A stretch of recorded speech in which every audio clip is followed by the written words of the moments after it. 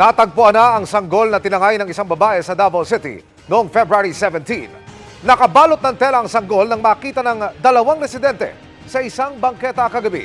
Matapos i-report sa mga pulis ay agad dinala ang sanggol sa mga magulang nito. Nalubos po ang pasasalamat. Patuloy namang inaalam ng pulisya ang pagkakakilanlan ng babaeng tumangay sa sanggol. Samantala, higit pa sa delikadong cyanide fishing ang nadiskubring dredging sa mga inaangking teritoryo ng China at Vietnam sa South China Sea. Kita po sa satellite image ang pinsala na sinlaki ng kalahati ng Quezon City. Nakatutok si Chino Gaston. Ang epekto ng pagpapalawak ng China at Vietnam sa kanilang inaangkin sa South China Sea, lalong kita sa satellite imagery ng Asia Maritime Transparency Initiative o AMTI nitong Disyembre. Bakas ang tuloy na dredging activity ng dalawang bansa sa mga isla at bahura o corals tulad sa kuwang ito sa Subi Reef na nasa loob ng 12 Nautical Territorial Sea ng Pag-asa Island. Ang mga itim na marka sa bahura, tanda raw ng paggamit ng mga lagare na iginakabit sa mga propeller ng bangka para kunin ang mga giant clam o taklobo. Mula taong 2012, 181 features sa buong South China Sea ang nawasak ng dredging at paghango ng mga taklobo ng China. Mahigit 21,000 acres ang pinsala o sinlaki ng kalahati ng Quezon City. Nasundan ito ng pagsira naman ng Vietnam sa di bababa sa 1,500 acres o higit 750 hectares ng coral. Mainly, it is to build outposts on their maritime entitlements and to strengthen their sovereignty claims. Unfortunately, it is also the most detrimental to the environment. Malaking problema ito sa Pilipinas na kumukuha ng 7% ng kabuwang fish catch kada taon mula sa West Philippine Sea na sakop ng inaangking teritoryo ng China. A vital component of the flourishing fisheries and other seafood resources in the West Philippine Sea is the healthy marine environment wherein these marine resources could thrive. And part of this environment are the coral reefs. Pero posibleng mas malaki pa raw ang pinsala ayon sa isang Amerikanong maritime expert.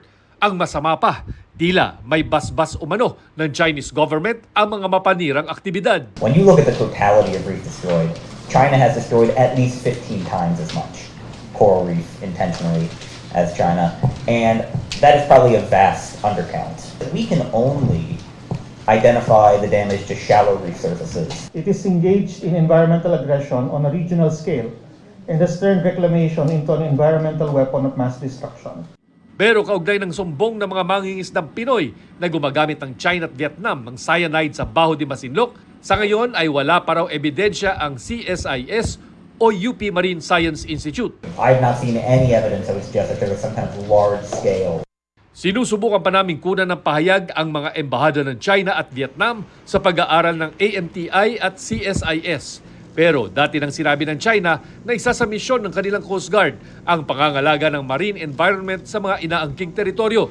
Samantala, pinabulaan na ng National Security Advisor ang paratang ng China na pang-uudyok ng gulo ang joint air patrols na isinagawa ng US at Pilipinas noong Lunes. Bahagi daw ito ng pagbabantay sa sariling teritoryo ng Pilipinas at pagtaguyod ng kaayusan sa rehiyon, karapatang napapaloob sa international law, partikular sa United Nations Convention on the Law of the Sea o UNCLOS.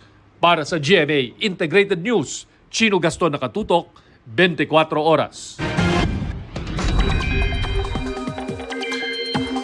Sa ating po ulat panahon, patuloy na nakakaapekto ang easterlies sa malaking bahagi ng bansa.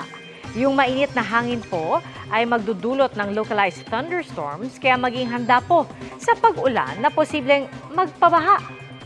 Sa Mindanao, halos buong araw ang heavy to intense rains, partikular na sa Davao Region, Zamboanga Peninsula, BRMM o BARM at Soc-Sargen.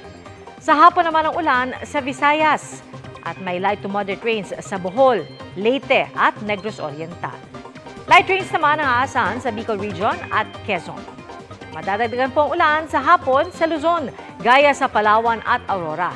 At dito naman sa Metro Manila, hindi pa rin inaalis ang tsansa ng ulan, kaya huwag pong kalimutan ang pagdala ng payo. Mga kapuso, kahit hindi pa tapos ang amihan season, ramdam na maging ng mga alagang hayop ang sobrang init. Sa Isabela nang matay na ang ilang manok. At nakatutok si Rafi Tima. Hindi pa tapos ang Pebrero pero init na ang mga alagang hayop na ito sa luwag sa Ilocos Norte. May hinang-hina ng araw kaya kinatay na bago pa mamatay. Habang sa Isabela, may mga namatay ng manok sa mga alaga ng backyard racer na si Arlene. Para mabawasan ang mga mortality sa aming mga alaga ay ang tamang pagpapakain, paglagay ng exact na tubig, then yung paghalo po namin ng mga vitamins and minerals sa kanilang mga inumin. Ayon sa United Broilers Racers Association, masamang pangitain ito. Dapat February wala pang nadadali. Handa naman daw ang mga malalaking poultry farm sa inaasahang mas matinding tag-init dahil sa El Nino. Pinagtutuunan daw nila ng pansin ang kalidad ng pagkain ng mga manok bukod sa paghahanap ng paraan para mabawasan ang init sa kulungan ng kanilang mga alaga. Pag maganda ang patoka, kahit anong stress niya kinakaya. Medyo babagal ng konti, ang laki, pero hindi mamamatay, hindi magkakasakit. Bagamat ramdam na ang matinding init, hindi pa tapos ang amihan season ayon sa Pag-asa. Pero baka hindi na raw ito magtatagal at mapaaga ang tag-init. May possible na may slight na mas earlier than sa March 21 nung time na dineclare na nagkaroon tayo ng termination ng Northeast Monsoon last year. Dahil sa El Nino, pinaghahanda sa matinding init ang lahat, lalo sa Cagayan Valley. Mostly sa later part ng May or April and May, makikita natin na medyo may mga matataas na talagang temperatura ang mararamdaman ng mga nasabing lugar. They could get as high as 40. Ayon sa Pag-asa, dahil sa El Nino, paghandaan na raw ang posibilidad na mas mahaba at mas mainit na tag-init ngayong taon. Isa sa mga madaling tamaan ang mga alagang hayop na umaasa sa kanilang mga tagapag-alaga para sila ay maprotektahan laban sa painit na panahon. Para sa GMA Integrated News, Rafi Tima, nakatutok, 24 oras.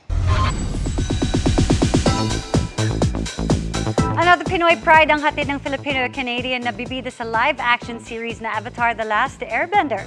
Happy to be back home si Gordon Cormier kasama pa ang co-star na first time naman sa Pilipinas. Makichika kay Katati Bayan. Avatar: The Last Airbender fever is officially on dahil nasa bansa ngayon ang dalawa sa mga bida ng highly anticipated Netflix series. Ang gumaganap na ang Filipino-Canadian na si Gordon Cormier at ang kontrabidang si Prince Zuko ng Fire Nation na ginagampanan ni Dallas James Liu. Sa fan meeting and press conference ngayong araw, magiliw silang winelcome. On-screen magkalaban ang kanilang karakter, pero off-cam, kalog na mag-BFFs daw sina Gordon at Dallas. Proud Pinoy pa itong si Gordon. It has been amazing. I'm back in my homeland, Filipino right here. Yeah. It's nice to be back home. Haven't been here in a while because of COVID, so it's really nice.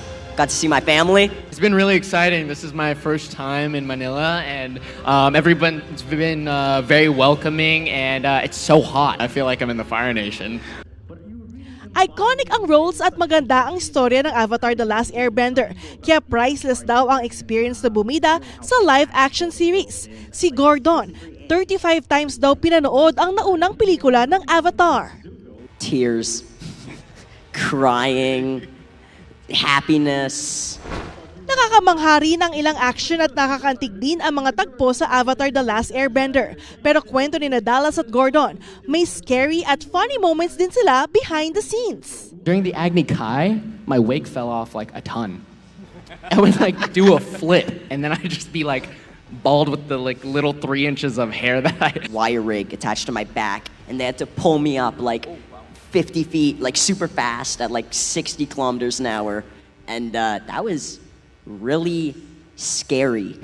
It was memorable, but it was terrifying. And the look on my face was pretty accurate. I wasn't even acting. I was just screaming and yelling.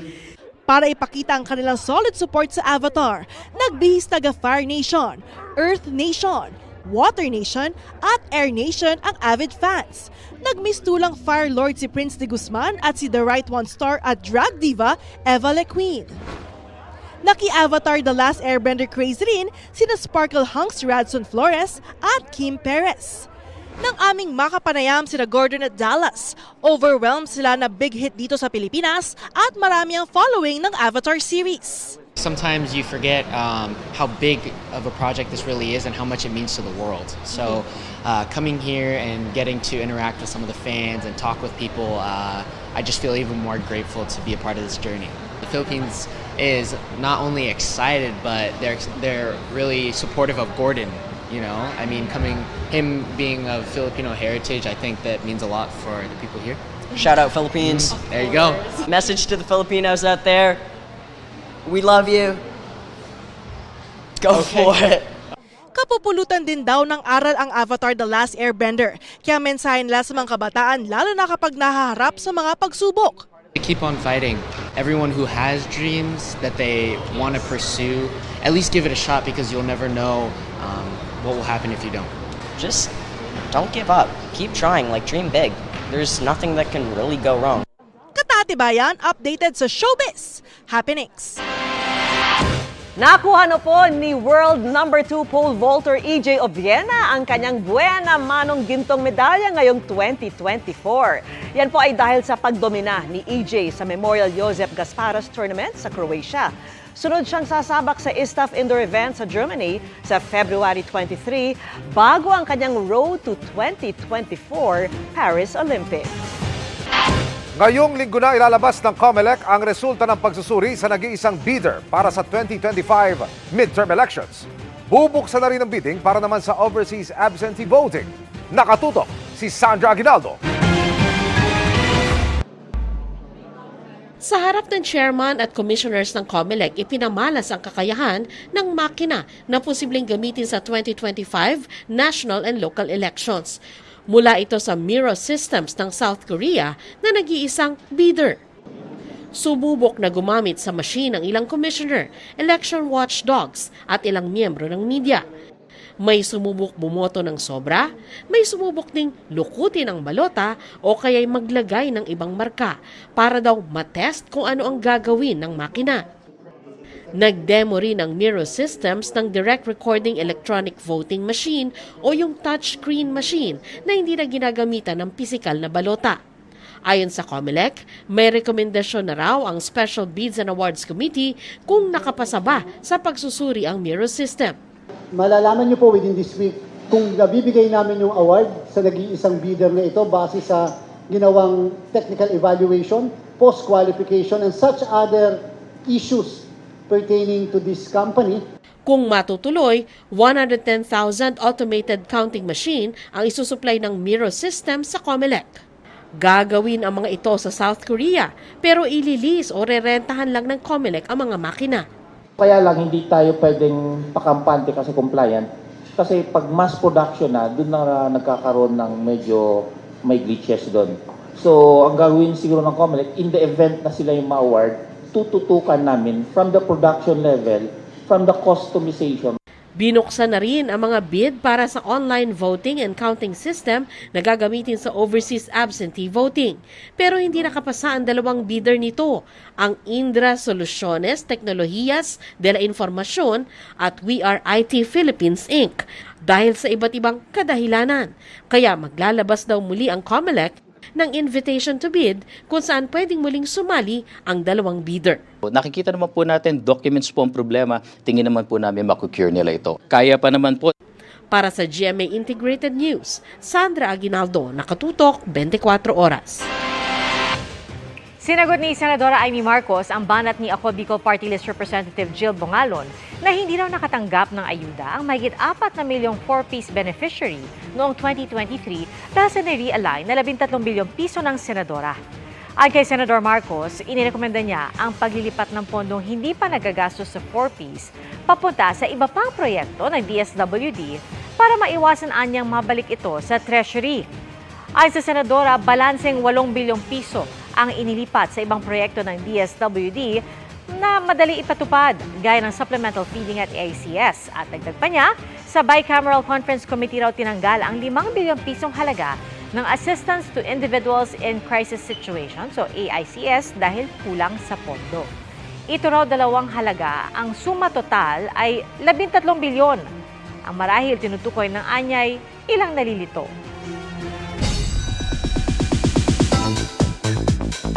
Sumistansya ang entertainment vlogger na si Christopher Min sa pagkakadawit ng dalawang politiko sa hiwalayan na Bea Alonzo at Dominic Roque. Di raw niya binanggit ang isa, habang di raw niya tinawag na benefactor ni Dom ang isa pa. Makichika kay Aubrey Carampel.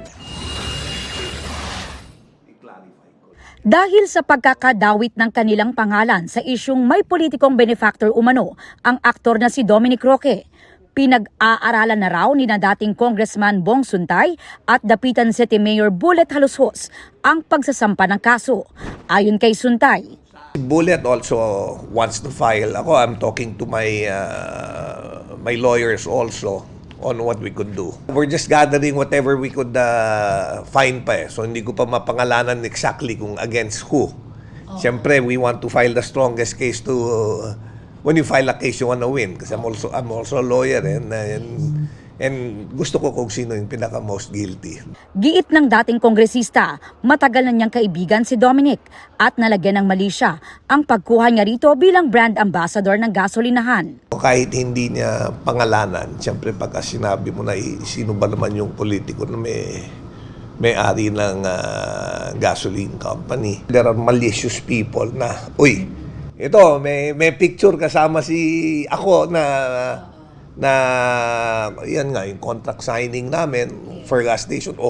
Binigyan ng gasolinahan. Sa pahayag na inilabas ng kanyang mga abogado para kay Dominic, sinabing malisyoso at mapanira ang mga komento ng showbiz columnist na si Christopher Min sa kanyang vlog. Nagkaroon pa raw tuloy umano ng di tamang pagdududa sa sexuality ni Suntay. Sa kanyang programa kanina, sinabi ni Fermin na nang magsimula raw ang issue ng hiwalayan ni Dominic at Bea Alonzo, ni minsan ay hindi niya raw binanggit ang pangalan ni Mayor Bullet maski ang kanyang initials.